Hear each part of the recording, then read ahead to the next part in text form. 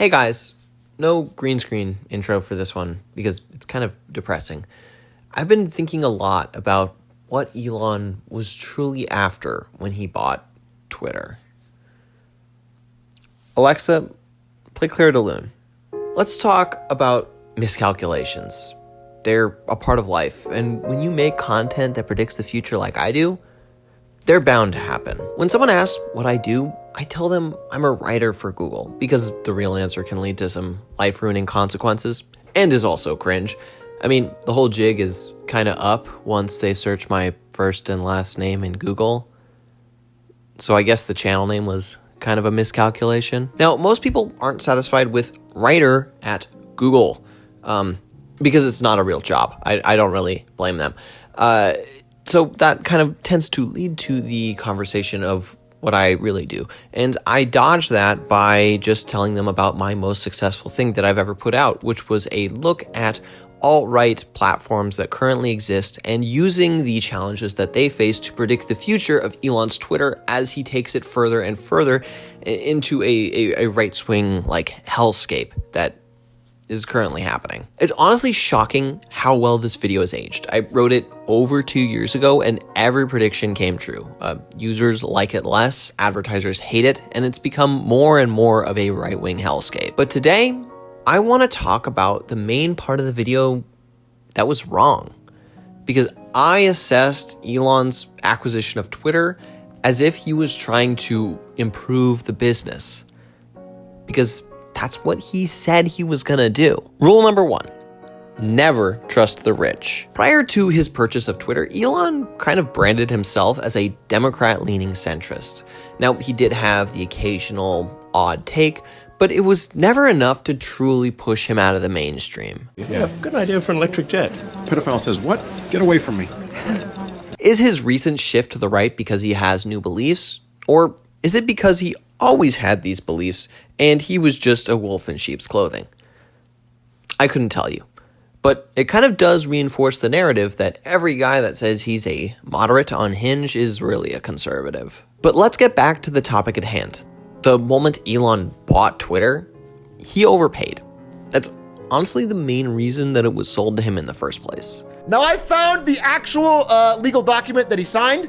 He says, I'm offering to buy 100% of Twitter for $54.20 per share in cash, which is 54% more than it was worth the day he began investing. And when you look really closely at Twitter's financials, you start to realize this company is already overvalued at $30. This company ain't worth shit. It lost $200 million last year. It lost money. It is a company that puts up text and sells ads on it, and it lost $200 million last year. It didn't make any profit at all. But he followed up that bad business decision with a series of bad business decisions. Someone made a comic about what happened. I'll put it here. I mean, they didn't mean to make a comic about what happened, but as Liv points out, the weight is an analogy for market value. And while we don't know exactly what Twitter is worth because it's a private business now, some of the joint investors that Elon used to buy Twitter have written its value down on their books. And let's just say the current value of Twitter is not looking pretty. And that's the mistake I made. Elon said he was buying the business to make it better.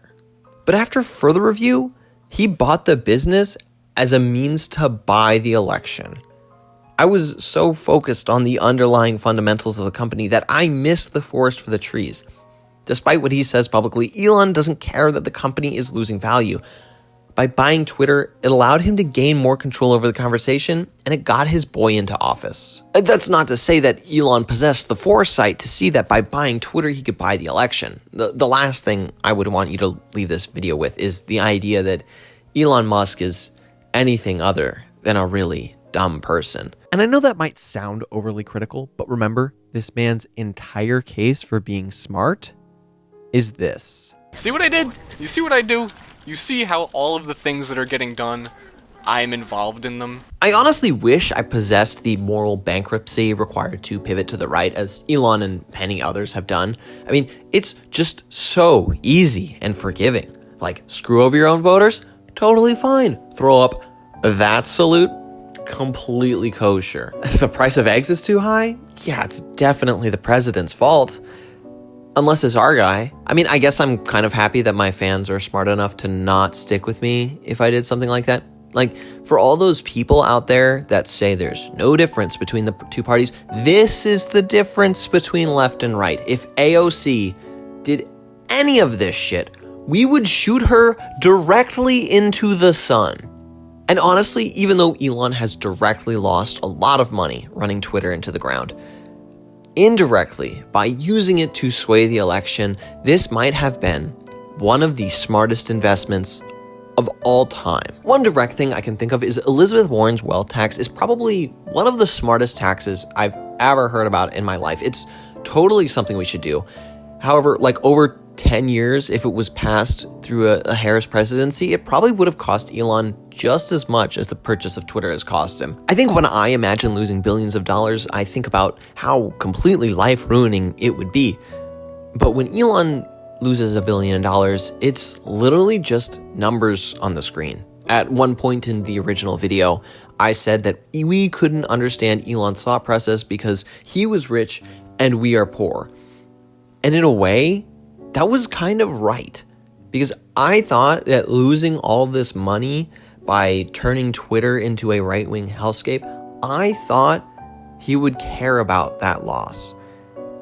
But to him, something that would ruin my family for fucking generations is just a drop in the bucket. It's the cost of doing business. Think about it. If you had $100 and you could spend 30 of it to keep this orange motherfucker out of office, would you have done it? Yes?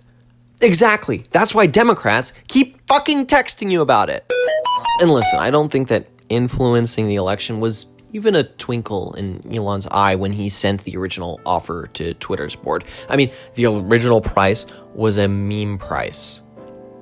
It turns out that Musk's offer of $54.20 per share was not based on any detailed financial modeling. His offers to buy companies are generally pretty whimsical, and $4.20 is a weed joke. But the fact remains, I was right when I predicted that Elon's actions at Twitter would decrease its value. But I was wrong when I predicted that he would care about that. Fuck. And now it's kind of crazy how conservatives are obsessed with free speech and what you're not allowed to say, because now when I ever open Twitter, that shit is like 20% of the feed. And the crazy thing is, and I can't believe I missed this, chaos was the real goal the entire time. In the past video and at the start of this one, I said that Elon's objective was to increase the value of the business by making it better. But that was always wrong. What's happening right now is his version of making it better. The election was a happy little outcome, but the money lost was always an investment, and chaos was always the end goal. I'll probably talk more about why I think Kamala lost at another time. I think I've actually got a very unique take on it. But in the meantime, here's this video about the Bushman as a palate cleanser. He hides behind the bushes in San Francisco, and then he scares the shit out of people. It's amazing. He did this for 40 years, by the way. Don't you want to know the history of this weird dude? Isn't it more fun than this? It's more fun than this.